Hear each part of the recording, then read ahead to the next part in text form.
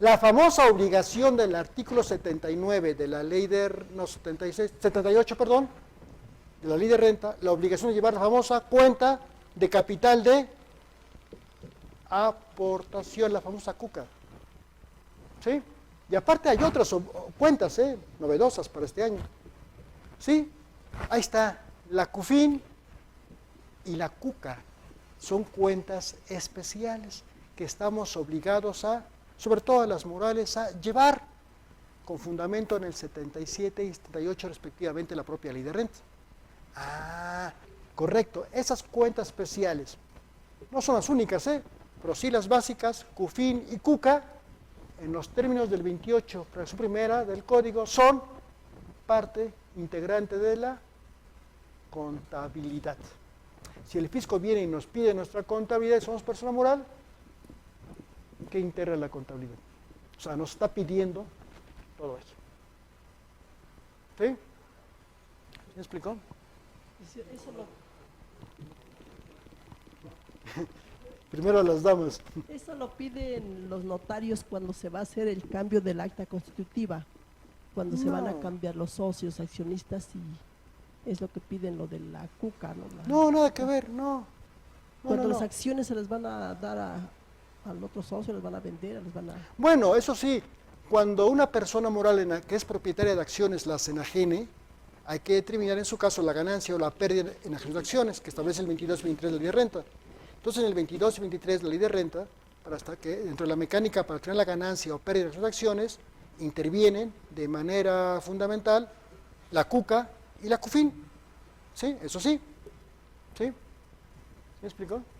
Es más, cuando estamos haciendo la declaración anual de una persona moral, ¿sí? Nos pide saldo actualizado de la CUFIN, saldo actualizado de la CUCA. ¿Sí? Te recuerdo una anécdota rápida, ¿no? Cuando entré a finanzas como su director hace muchos años, me dice el director: yo te contraté para que me digas cómo podemos recaudar dinero. Quiero ideas. Ah, muy bien. Mira, en la práctica muchas empresas no entienden qué es CUFIN y qué es CUCA. Por lo tanto, no llenan el rengloncito en la declaración anual. La ley dice que es una multa por cada dato no asentado o mal asentado. Y si multamos a muchas personas, va a ser más fácil para ellos pagar la multa que llevar la CUFIN y la CUCA. Dicho y hecho. Mucha gente fue y pagó la multa. Mucho más fácil. ¿Sí? Entonces ahora, toda la vida la declaración se pide saldo actualizado de la CUCA y la CUFIN. ¿Sí me explico? Son cuentas que estamos obligados a llevar, como personas morales principalmente, y que por lo tanto son las famosas cuentas especiales que forman parte integrante de la contabilidad. Ahí está. Cuentas especiales. No, pero en ese momento, como me obligaron a recaudar, tú págame la multa y haz lo que quieras después, ¿no? Sí, está hablando de muchos años, ¿no? Claro, no exime, obviamente, ¿no? No exime de la obligación, ¿no? Sí, claro, ¿no? Pago la multa y eso no quiere decir que me exime de la obligación, ¿no? Hablando ya actualmente, ¿no? ¿Sí?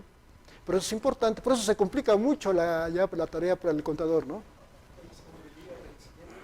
Ah, claro, sí, y de acuerdo al 75 ya la multa se aumenta, ¿no? 75 del código. ¿Sí me explicó? Entonces, hasta eso hay que meternos en cómo integrar, ¿no?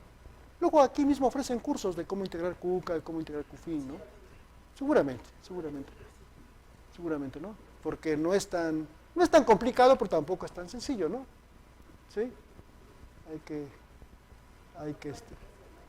Sí, pero primero hay que estudiar hay que estudiar la ley, ¿no? Cómo se integra la CUFIN, ¿no?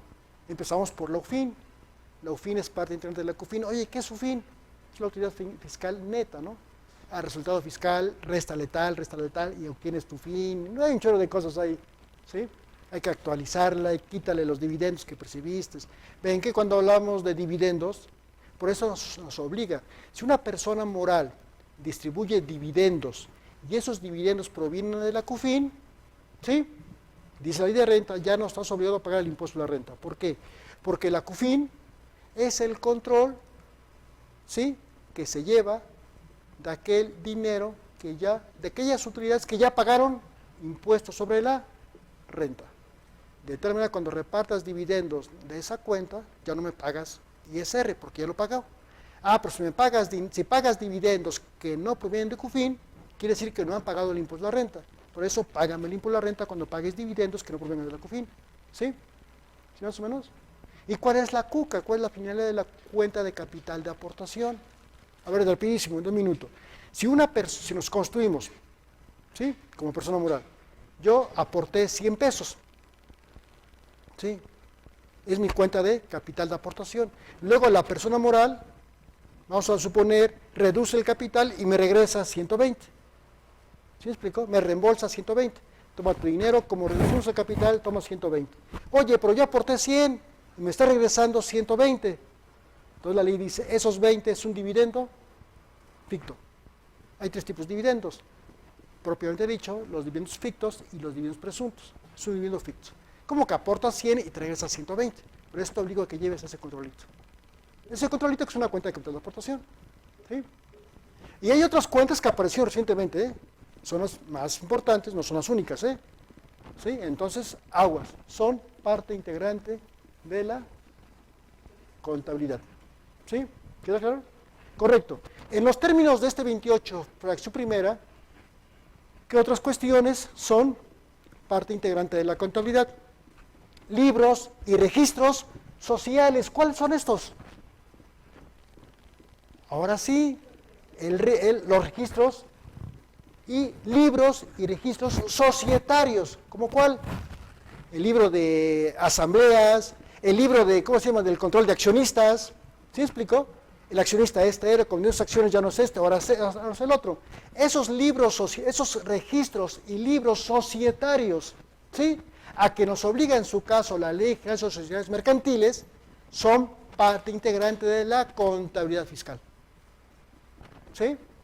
¿Sí explicó? ¿Sí? Correcto. ¿Qué otros? Control de inventarios y métodos de evaluación. ¿Qué métodos de evaluación existe?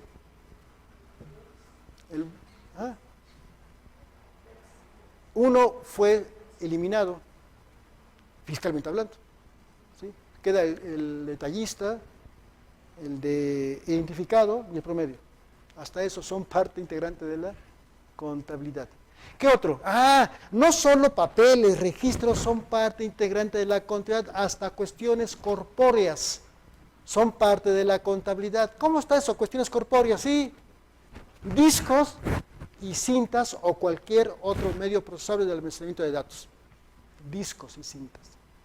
Estamos hablando de elementos corpóreos, que de acuerdo a este artículo es parte integrante de la contabilidad.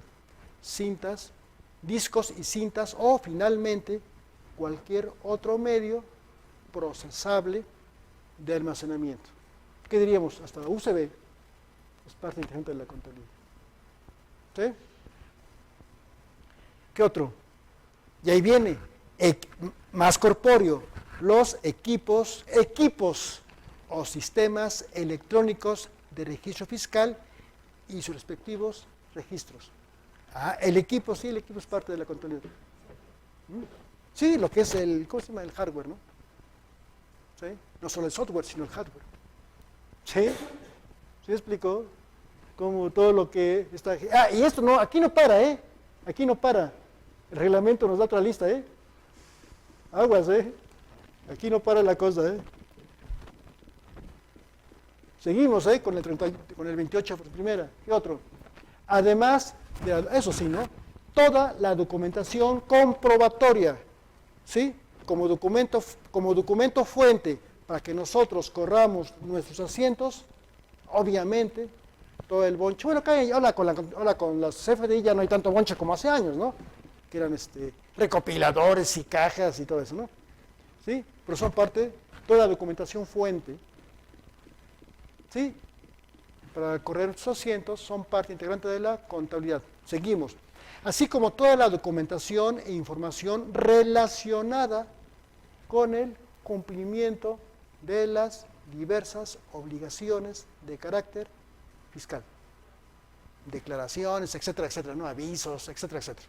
¿Sí? Y y toda aquella documentación, obviamente, ¿no?, que acredite sus ingresos y deducciones. ¿Sí?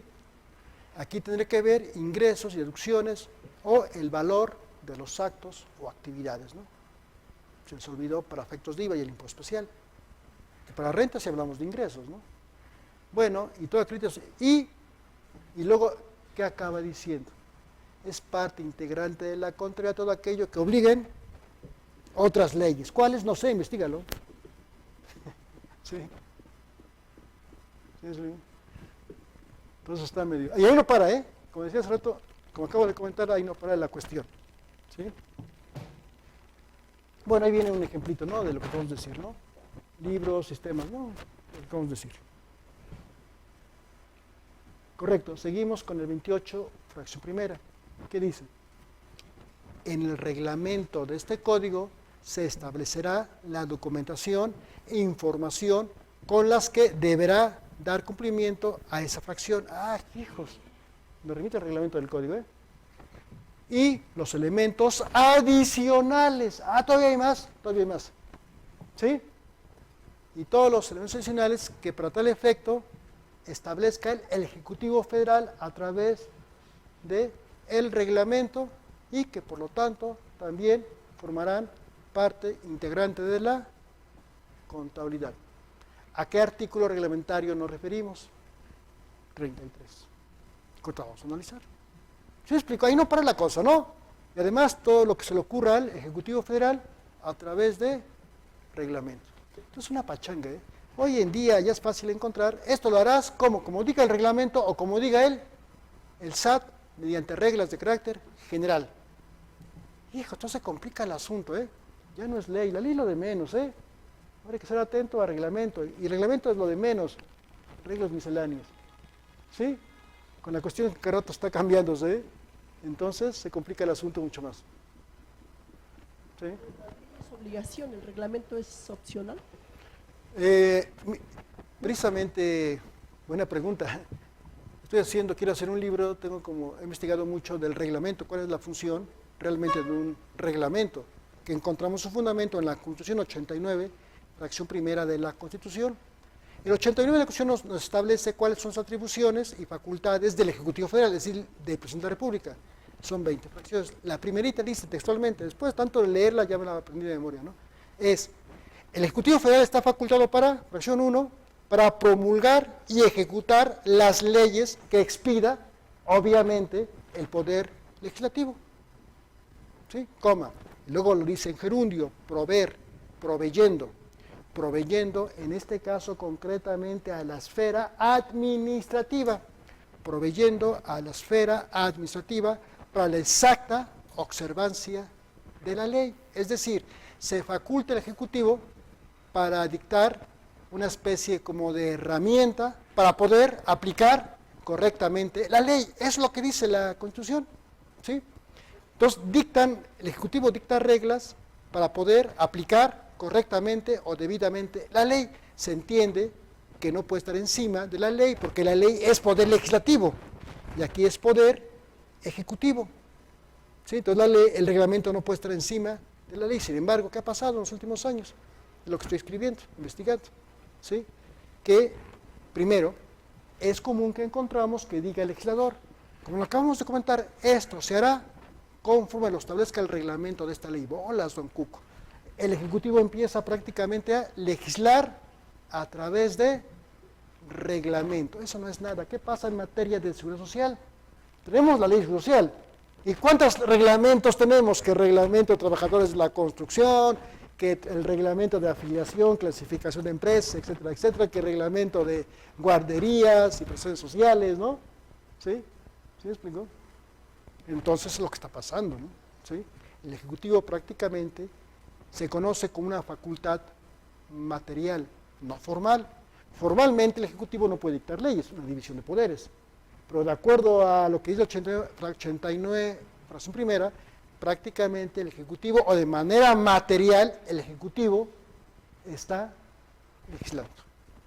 ¿Sí me explico? Y conste que el propio legislador lo dice, ¿eh? Esto se hará como lo diga el Ejecutivo. Y se arranca el legislador.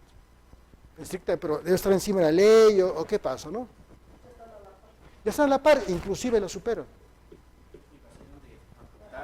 Podríamos decirlo, pero hace falta por eso es una investigación muy cuidadosa, ¿no? Para asegurar algo así, pues debemos de hacer una investigación mucho más cuidadosa. ¿Sí?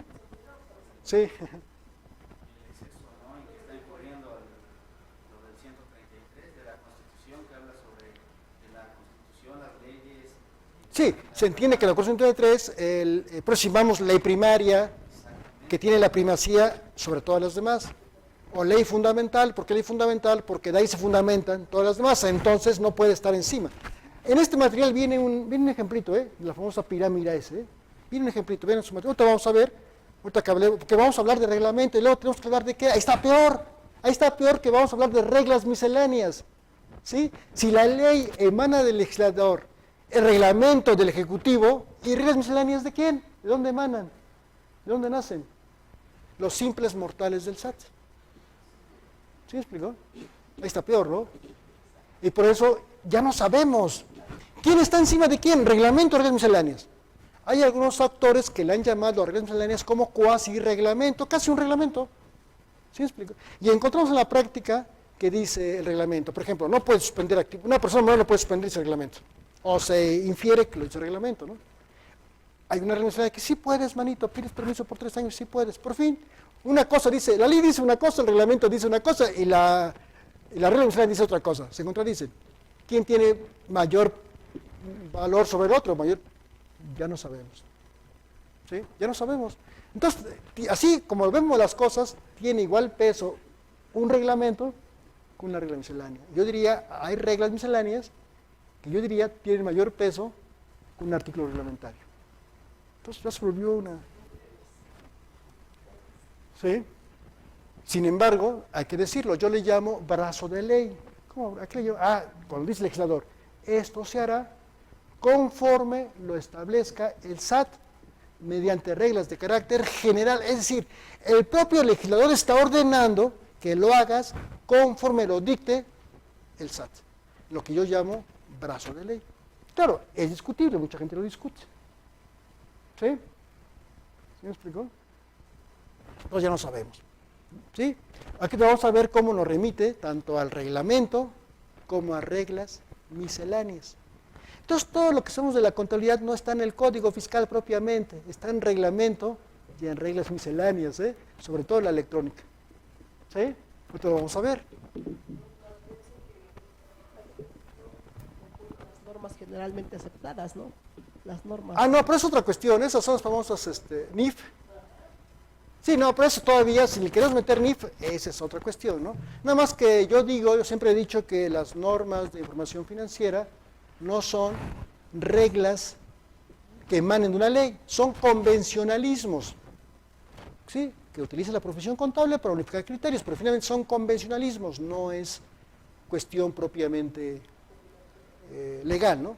Aunque la propia ley de renta, cuenta que hablé un poquito de la cuenta de capital de aportación, dice, cuando haya reducción de capital se tomará el capital contable del estado de posición financiera que haya sido preparado de acuerdo a las normas de información financiera, dice la ley de renta. ¿Sí? O sea, tu balance, siempre y cuando tu balance haya sido preparado de acuerdo a las normas financieras. Entonces hay ciertos casos donde la ley de renta sí nos dice que la información financiera contemplada en un balance tuvo que haber sido preparado conforme a antes decía los principios de contabilidad, no, decíamos, principios de contabilidad generalmente ignorados, o sea, nadie las pelaba, ¿no? Hace tiempo, ¿no? Ahora ya como que ya toman más formalidad cuando cambia de denominación, ¿no? A NIF, ¿no? Ahora ya se ve como una materia inclusive en las carreras de contaduría, ¿no? Ya se ve como una materia como tal, ¿no? El estudio formal de las normas financieras, ¿no? Pero en fin, entonces, si me explico cómo aquí, y aparte el reglamento te va a decir todo aquello que forma parte integrante de la contabilidad, ¿no?